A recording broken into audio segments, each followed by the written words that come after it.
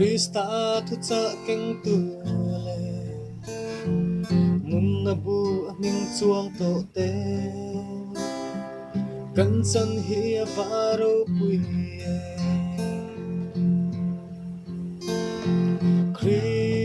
Krista van lon do na thu cha keng tu te kan si ram tina kalin san sin tha ipuang zelang o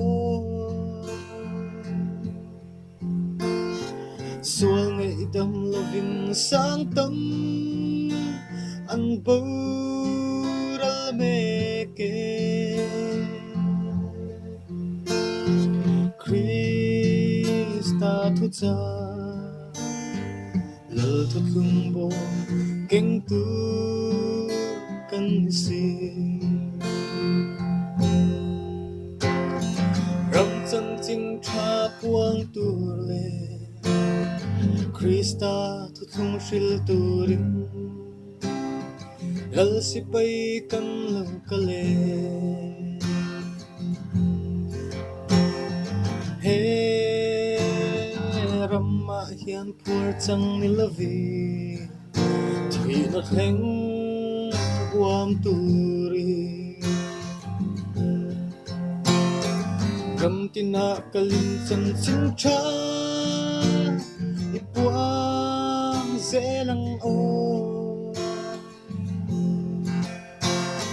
sual ngay dam lovin sang tâm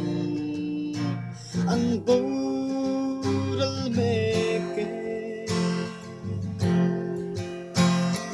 Krista thu cha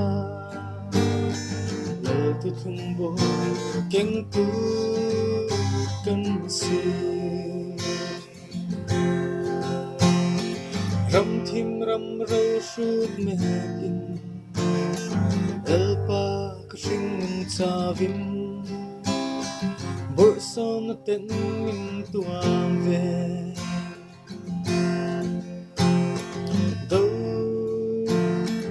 ra kapur zo rwalo ten ni tinin min bua ve maselal pa iming hi kapuang zeldone nama ringa baptisma ancham maluzo suan itam na dal thu thung bo keng tu kan si